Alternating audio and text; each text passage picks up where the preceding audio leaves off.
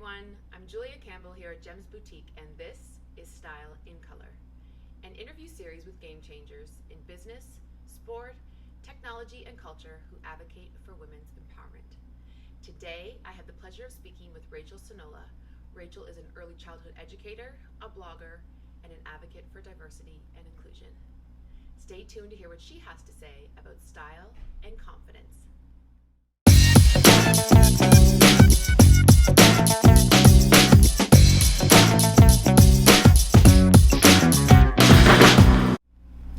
So Rachael, welcome and thank you so much for coming today. I'm happy to be here.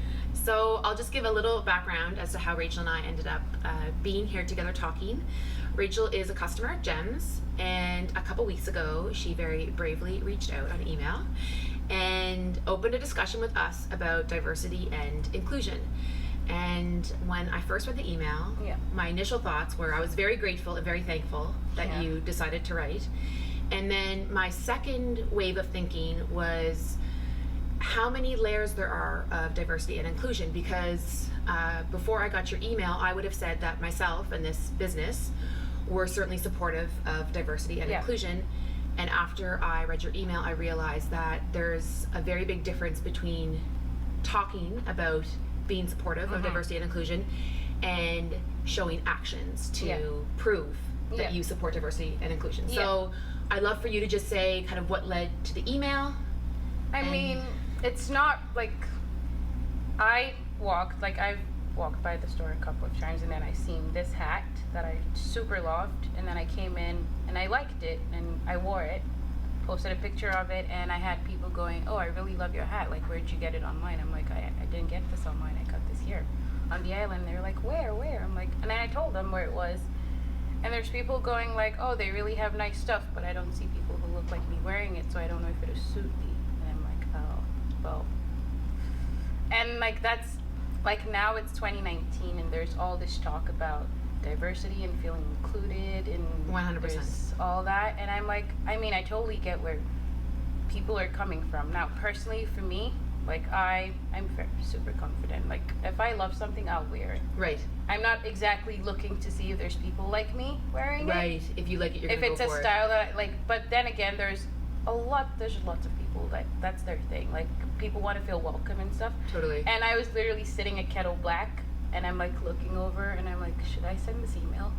Should I just really? Because people like I wasn't sure how you were gonna take it. I didn't want it to come across as, you know, like someone just trying to tell you off and you know that kind of stuff. Right. So I was like, okay, this has to like it's just me like just saying like this is what people think, and this like in a way, because I know like you're all for pride, and I've seen like your whole thing on pride. I'm like, and that like that's also diversity. I'm like, totally. if Gems is welcoming of everyone, I'm sure like there wouldn't be any issue just saying, "Oh, hey, there's people like me that like your stuff too, and we like would like to be represented or feel welcome in your store," and stuff like that.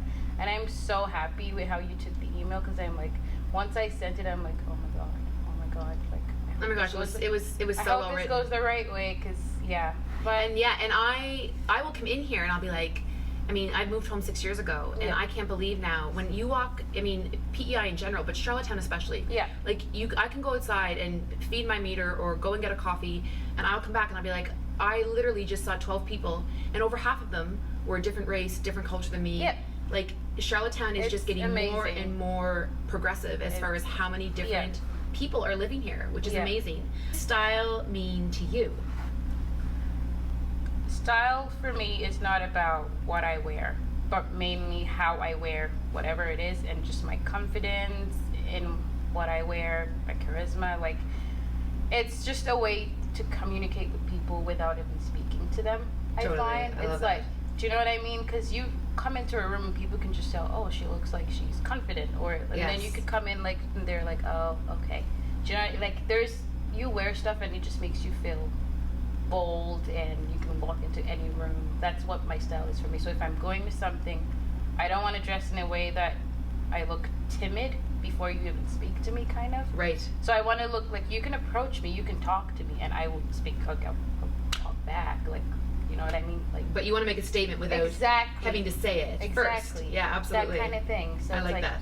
Because of course, like, people judge you just by looking at you before a date. That's what life is, sadly. Yeah, But it is.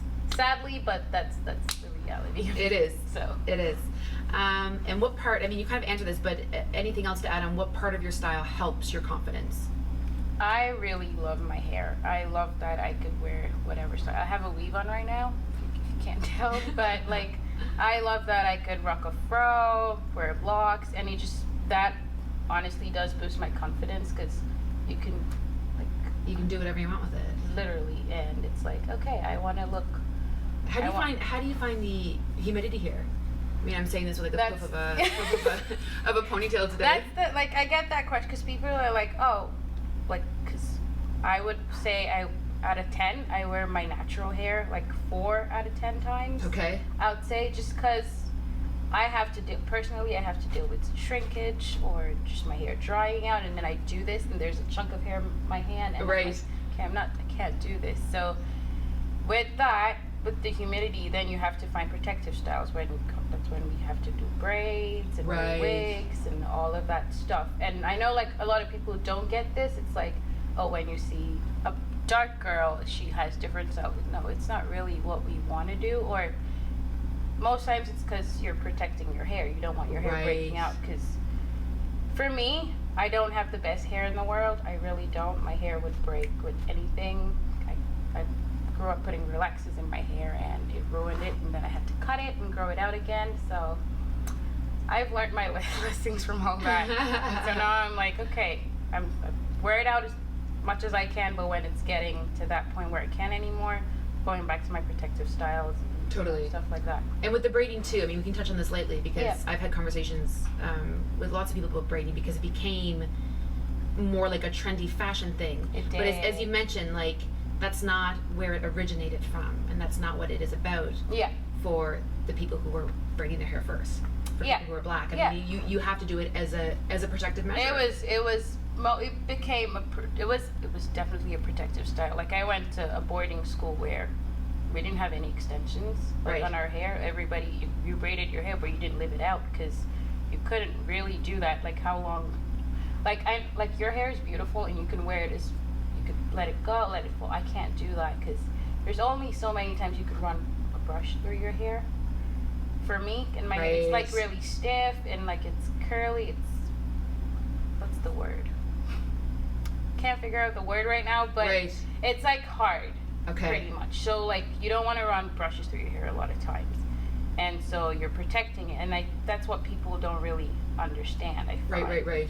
Because it's like, oh, because I've literally had someone approach me and they're like, oh my, I think you should wear your real hair, we want to see the real you. I'm like, what are you talking about? You're This like, is me. that is Like, what this is. Yeah, like, and they're like, no, we need to see your real hair. I'm like, that's not about what you need. It's what about what my hair needs. Yeah, exactly. This is me right now. So this is the real me. But And we touched on lately too through Yeah. our emails about the fact that there really isn't a place on yes, Prince Edward that's Island. like one of my goals is to.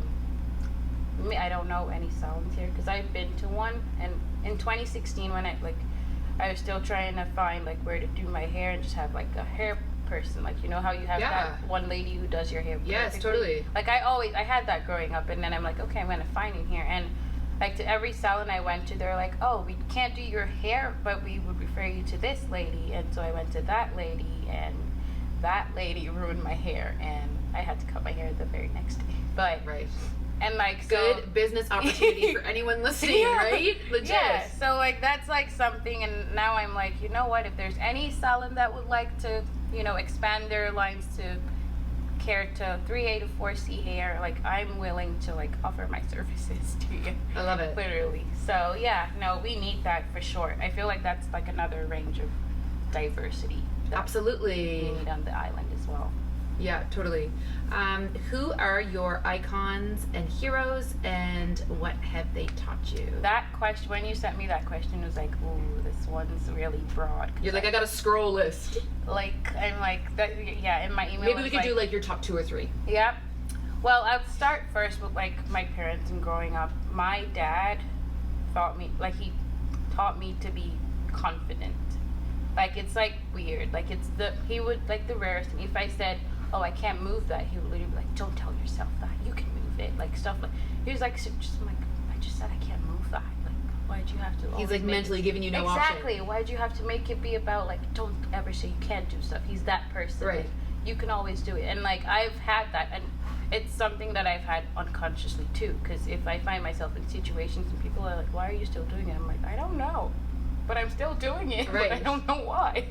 And it's like that. And then growing up watching women like Oprah, Tracy Ellis Ross, and Elaine, I don't know if you know her, she just wrote a book. No, I didn't know her. Yeah, she like has a book titled More Than Enough. Like I'm into audiobooks now, so I Right. listen to all these books, and they just empower you and just make you love yourself even more, and just know that you're enough and accept yourself for who you are and own it, and you know.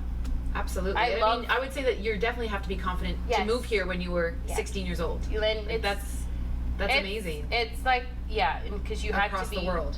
open. Like I was in a department where I was the only black girl. Right. And for like, of course, my first day of school, I was very quiet, and then I went from being the really quiet one to always raising up my hands in class, and then from that, everyone knowing my name and saying hi to me, and then I didn't feel like the other person anymore, and now I felt included.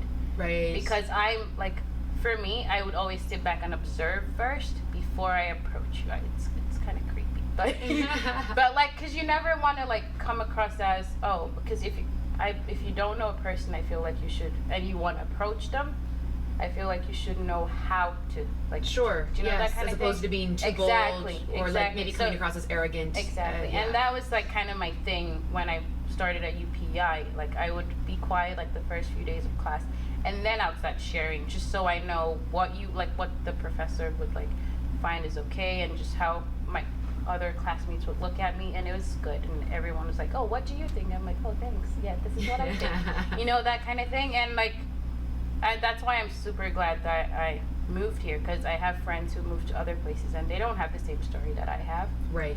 Like I still feel welcome here. Like I don't feel like weird to be in any place. Like now I can walk in and I'm like, oh, You feel comfortable, you feel confident. Do you feel like that since you've been here, because you've been here for 5 years? Yes. Do you feel like that needle, since you've been here, has been, continually moving Yes, forward? definitely. With diversity and inclusion? Awesome. It's definitely been, like, it's definitely grown. And, like, of course, I hear stories from people who, like, say, oh, I went here and I was treated this way. And it's really sad, but, like, I can't share that kind of story because I've never experienced that. Right. Right. And I'm really happy that I haven't, because I don't I'm glad know, to hear that. Exactly, because I Yeah. don't know what I'll do in that kind of situation. It's not something like that I'm good at, so I'm Right. just happy I haven't found myself in. But everyone that I've met so far, it's been 5 years, so that's good. Yeah. And like whatever job, And that you feel comfortable and confident enough educating yeah, people like me. Yeah. You know what I mean? Like, that's really what, for me, that's what this whole experience has been like. This has Yeah. been an education. I as mean, we to learn every day. Right? Furthering, absolutely, Like, furthering Yeah. my personal needle, and certainly the store on diversity and inclusion. No, and it's like what I told you, like on the email. If something doesn't really, and it goes the same for me. If a situation doesn't necessarily affect me, I may not like realize what's going on around me as well, right? It's like, and I like nobody's to blame. If there's stuff that doesn't relate to me that I have no knowledge about, but it's Right. stuff that we need to speak about either way, Absolutely. right? So, like that's totally fine. What do you love about yourself? This is really, yeah. When you like that was like, I'm like, I know. Yeah. You're like so many things. Yeah. Okay, but I feel the one thing, I've said this already, like it's just being the ability to thrive in whatever situation I find myself in. Like Yeah, I that's love like I was sent to boarding school at 11 or 12, and I was able to figure my way out like all 6 years of that. I was sent to a different country. I was able to figure, like, it's just that being able to thrive, and my first option is never to give up. Like I would always push like as far as I can. Yeah. Like Good for you. unless like everything is saying, okay, no, this is not right now, and then I'm like, okay, then I'll just back up. But Right. if not, like I literally push it to the like as much as I can. So I think that's something that's really good about me, and I try to like extend that to my friends. If I have a friend and you're like I'm like, don't do that, like just keep pushing. Right. And you like Don't you give never up. know. Exactly. That kind of thing. I'm always the friend who's like, okay, don't tell yourself that. Just pick yourself up and stuff like that, and Right. it'll work out. If it's meant for you, it's meant for you. Like, that's... It sounds like similar to what your dad was telling you whenever you were Yeah, growing up. I know. Right? It's like... It, like, definitely stuck. I know. It's, like, weird. Because when he used to say stuff like that, I'm like, don't tell me that. Yeah, and now you're like, I'm sharing the same Yeah. thing. Yeah. Rachel, thank you so much for stopping by. Thank you for your happy to be email. here. Thank you for the education. And your blog is Lifeisrachel.com. lifeisrachel.com? Yes.